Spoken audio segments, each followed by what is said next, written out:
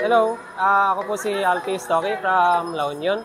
So, papakilala ko po sa inyo ngayon itong bagong build ko na motor, Winner X. Ang pangalan niya po ay si Nami, which is meaning is blessings. So, papakita ko sa inyo yung mga parts na kinabit namin dito at sana magustuhan niyo. So, dito sa harapan niya, kinabitan ko siya ng mugs from Honda CBR na 600. Lumang version na po siya with slick tires na Superbike, Diablo ng Pirelli.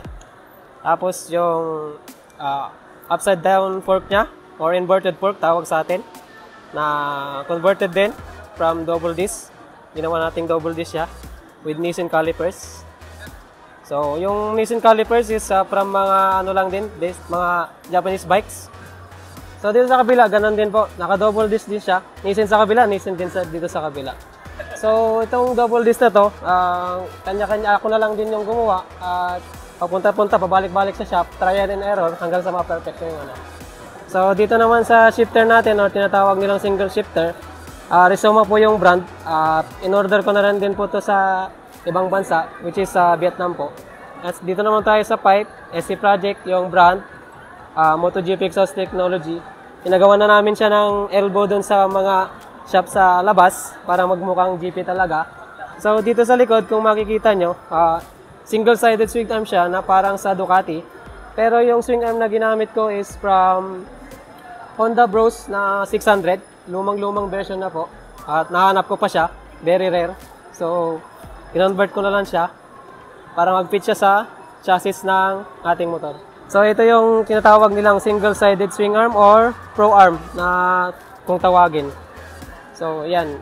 With slick tire na Diablo Superbike pa rin, which is size 200 by 65 by 17. And nilagyan din natin siya ng legit Brembo calipers from Ducati rin siya. So, dito sa brake master system natin, naka Brembo na RC19 tayo with reservoir na Bonamici Racing at RCB na lever guard with matching titanium. Sa concept namin, hindi po siya yung decals talaga. Mostly paint po yung ginawa namin dyan. Inspired by Marc Marquez Repsol. So ito pala ang motor ko is stock 150cc, which is base bike is Supra GTR 150 dito sa atin, which is inspired by Marc Marquez ng MotoGP.